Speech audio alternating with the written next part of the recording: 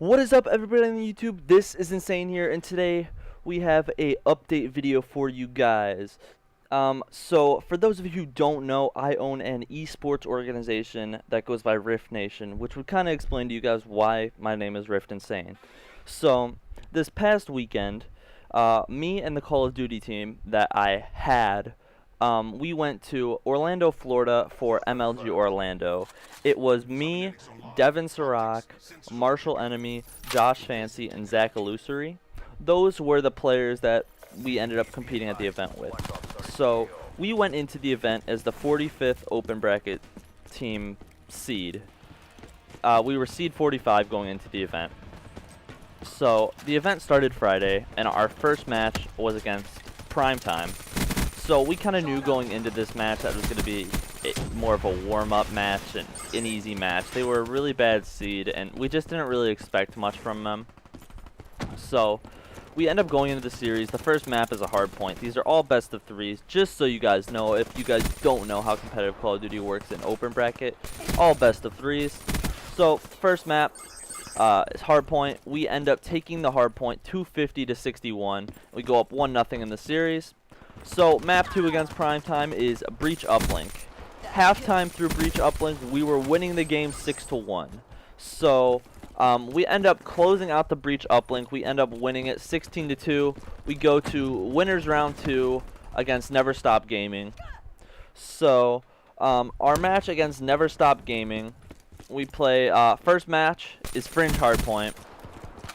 Really close match, but we ended up losing the first map. It was 250 to 231, so we're down 0-1 in the series against Never Stop Gaming.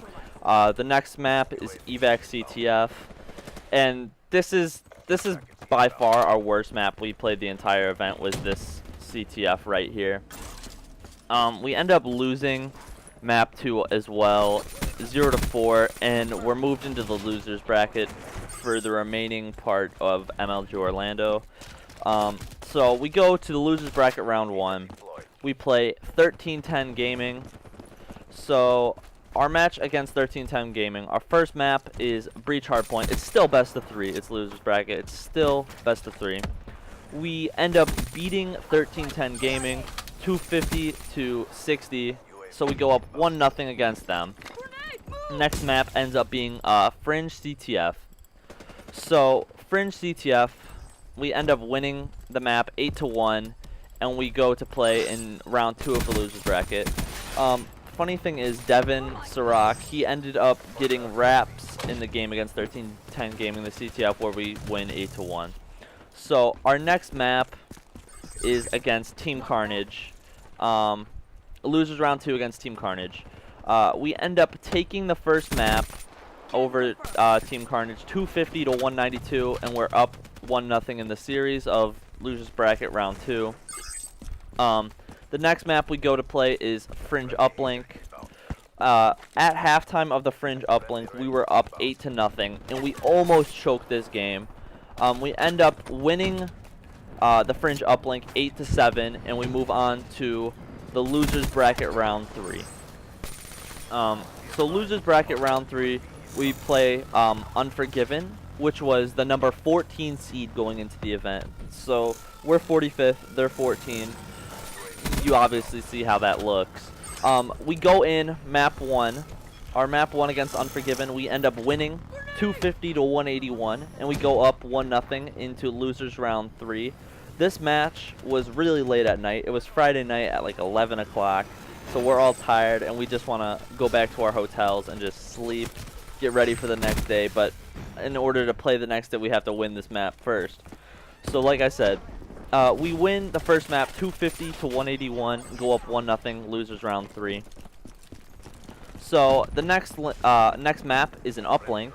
At halftime, we were losing 3-4, but we end up rallying back in the second half of the uplink. We take the uplink 8-7 and win the series 2-0. So winning the series 2-0 against Unforgiven, the number 14 seed, it puts us to play day 2 at the tournament into losers round 4.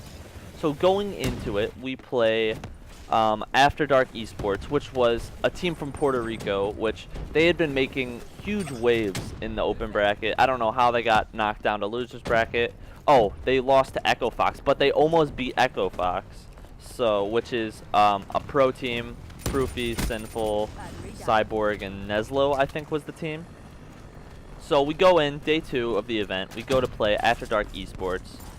The winner of this would get top 24 open bracket and top 36 overall, I think it was. So we play After Dark Esports. First map we go to, it's we end up losing the map 192 to 250. So map 2 is Stronghold CTF. What ends up happening in the Stronghold CTF, I'm pretty sure the game ends at tied 2-2. So we go to overtime on Stronghold CTF. And this is our tournament life here. We either win the map or we go home. So After Dark ends up capping their flag in overtime in about 53 seconds. We go to the next half of the overtime and we are not able to cap a flag. So they beat us in overtime on Stronghold CTF. They win the series 2-0 and we're knocked out of the tournament. So yeah, we end up placing top 44 overall and top 32 in the open bracket. We played great. I'm really proud of how the team played, especially with the last minute pickup of Zach. It was just kind of a last minute thing. We had some roster issues, so we picked him up with less than a week before the event. I just want to say GG's to all 6 of the teams we played. Prime Time, Never Stop Gaming, 1310 Gaming, Team Carnage, Unforgiven, and After Dark Esports. GG's to all you guys. We all great games.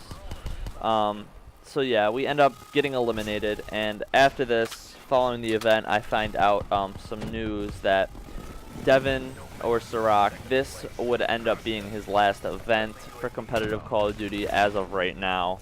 So he ends up retiring. Marshall Enemy, he also is taking a break from competitive Call of Duty. So he is gone as well. Josh Fancy ended up getting a new team. I don't know who is on his team.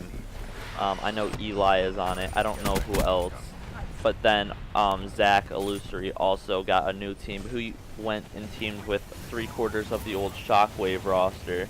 So it's Illusory, Crisby, Fizzini, and Rival. That's that roster. So we kind of don't have a team as of right now. Well, we do have a team. It just hasn't been announced yet. So yeah, I just want to say I'm really proud of how we played. This was our first LAN ever as an organization. We ended up placing top 44 overall, and I couldn't be happier with how we played. Yeah, it would have been great to make pool play, but hey, you got to start somewhere. Top 44 placing to begin with. We'll work on it. So we will be back for the next LAN event for either Black Ops 3, the rumored LAN event in October, or if not, the first LAN event in Infinite Warfare for sure.